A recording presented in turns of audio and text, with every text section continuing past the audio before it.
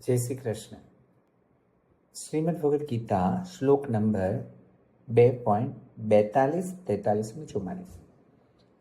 યામમ પુષ્પિતામ વાચમ પ્રવદંતી અવિપશ્ચિતઃ ભેદવાદર્તાઃ પાર્થ ન અન્યતસ્તિ ઇતિ વાદિનઃ કામાત્માનઃ સ્વર્ગપરાઃ જન્મ કર્મ ફલપ્રદામ ક્રિયા વિશેષ બહુલામ ભોગેશ્ચર્ય ગતિમ પ્રતિ ભોગેશ્ચર્ય પ્રસક્તાનામ તયા અપહત ચેતસામ વ્યવસાયાત્મિકતા બુદ્ધિ સમાધોન વિધીયતે.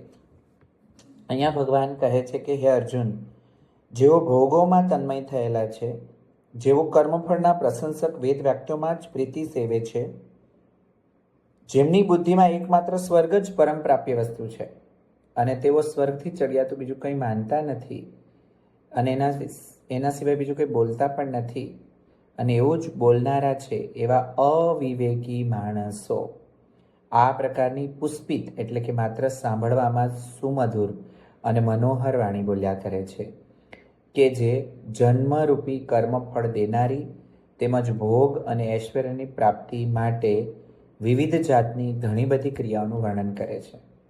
તે વાણી દ્વારા તેમનું ચિત્ત હરાયેલું રહે છે. તેઓ ભોગ અને ઐશ્વર્યમાં અત્યંત આસક્ત છે. એવા માણસોની પરમાત્મામાં નિશ્ચયાત્મિકા બુદ્ધિ હોતી નથી. અહીંયા સરસ વસ્તુ છે. ભગવાન શ્રી કૃષ્ણ આપણને સમજાવે છે કે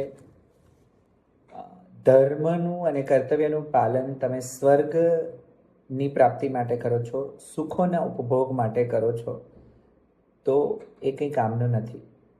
ધર્મ અને કર્તવ્ય એ તમારી ફ્રીડમ, મુક્તિ અને શાંતિ માટે છે.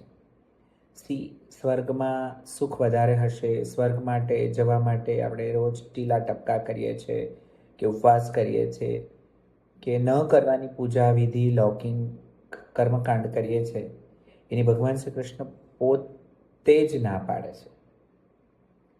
તમે ધાર્મિક હોવા અને આધ્યાત્મિક હોવા એ બંને જુદી વસ્તુ છે. તો અહીંયા સમજવા જેવું છે કે મીઠું મીઠું બોલ્યા કરે કે કાલે આવું થશે, આમ થશે અને ભોગ અને ઐશ્વર્યની પ્રાપ્તિ માટે કર્મકાંડો કર્યા કરે, એવા અર્જુનની જરૂર નથી. અર્જુનની જરૂર છે જે એક્શન લે ધર્મ માટે.